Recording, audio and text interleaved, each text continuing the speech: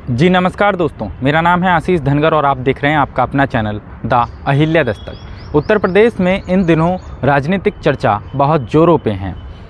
तमाम पार्टियां ये कयास लगाते हुए दिख रही हैं कि आखिर किन लोगों को टिकट दिया जाए।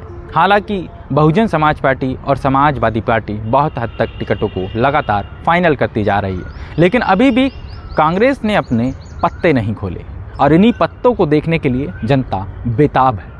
साथियों, इन दिनों आप देख रहे हैं कि उत्तर प्रदेश के अंदर समूचे प्रदेश में तमाम वो अति पिछड़े समाज जिन्हें आज तक राजनीतिक तवज्जो नहीं मिल पाई, अब उन समाजों ने भी कहीं ना कहीं संघर्ष शुरू कर दिया है और इन्हीं संघर्षों का परिणाम आना शुरू हो गया है।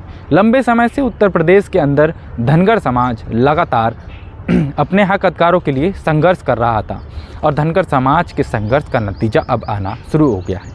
मथुरा लोकसभा सीट से कांग्रेस ने मुकेश धनगर को टिकट दे दिया। मुकेश धनगर को टिकट इसलिए दे दिया क्योंकि लंबे समय से मथुरा के अंदर धनगर समाज का आंदोलन चल रहा था। वैसे भी मथुरा में धनगर समाज की एक अच्छी खासी आबादी है और जाट और मुस्लिम मतदाता भी बहुत अच्छी तादाद में हैं। मथुरा के अंदर ये माना जाता रहा है कि जो मथुरा लोकसभा सीट है उस पर धनगर समाज की आबादी, जाट समाज की आबादी और मुस्लिम मतदाता बहुत अच्छी तादाद में रहे हैं, लेकिन लंबे समय से जो धनगर मतदाता हैं उनकी कभी भी सुनवाई ना हो सकी। लंबे समय से धनगर मतदाताओं की कभी जनगणना ना हो सकी और इन्हीं तमाम चीज़ों को देखते हुए तमाम जो पार्टियां हैं वो इस बात का लगातार प्रयास कर रही हैं कि किसी भी तरह से सही प्रत्याशी चुनकर के सामने आए और उन पार्टियों का वोट बैंक बढ़ाने का काम करें। लंबे समय से धनगर समाज संघर्ष करता चला आ रहा, लेकिन उसके बावजूद भी उसके हक अधिकार ना मिल सके और लंबे समय से बहुजन समाज पार्टी जिसने हमेशा दलितों की आवाज़ उठाई, जिसने हमेशा 85% के नाम पे बहुजनों की आवाज़ उठाई, वो पार्टी कभी भी धनगरों से हाथ मिलाने को तैयार नहीं थी। लेकिन आज एक ऐसा माहौल बन चुका है कि जब बहुजन समाज पार्टी ही ये कहती हुई साफ नज़र आ रही है कि बहुजन समाज पार्टी अब धनगरों से हाथ मिलाने को तैयार है। क्योंकि तैयार इसलिए है क्योंकि लंबे समय से धनगर समाज संघर्ष कर रहा है और उसी संघर्ष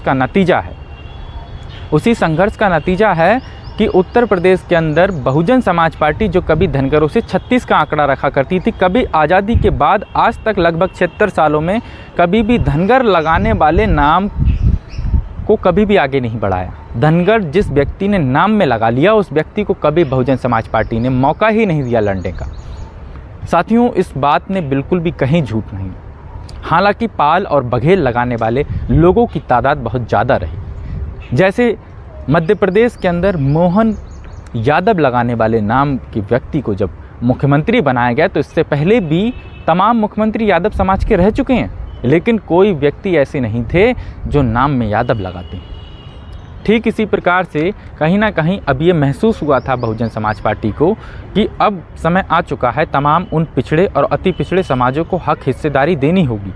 तमाम उन समाजों को यदि हिस्सेदारी नहीं देंगे तो कहीं ना कहीं वो समाज लगातार उनसे छूटते चले जा रहे। लंबे समय से बहुजन समाज पार्टी अकेले के दम पे चुनाव लड़ रही है और यही चीज़ है कहीं ना कहीं बहुजन समाज पार्टी को बाकी पार्टियों से अलग करती है। इंडिया गठबंधन की ओर से जिस तरह से मथुरा से मुकेश धनगर को टिकट मिला, ये साफ तौर पे ये बयां करता है कि आज हर पार्टी में धनगरों की तवज्जो बढ़ी है। धनगरों की बात मैं इसलिए कर रहा हूं क्योंकि उत्तर प्रदेश में एक ऐसा समाज है जिसको एससी की सूची में 27 नंबर पर डाला गया है, लेकिन उसके बावजूद भी उसको प्रमाण पत्र नहीं दिया जाता एससी का। हमेशा वो ओबीसी में फाइट करता चला आ रहा। तो कहीं ना कहीं जिसके अधिकार अछूते रहे, जिस समाज को उसके अधिकार ना मिल सके हों, वो समाज जब एकदम से बढ़ता है तो कहीं ना कहीं ऐसा महसूस होता है कि कहीं ना कहीं उसको उसके हक अधिकार मिलने चाहिए थे। आज़ादी के 76 साल बाद यदि इस समाज को अब अधिकार मिलेंगे तो ये समाज कितना लेट जाकर के है कामयाबी पा पाएगा।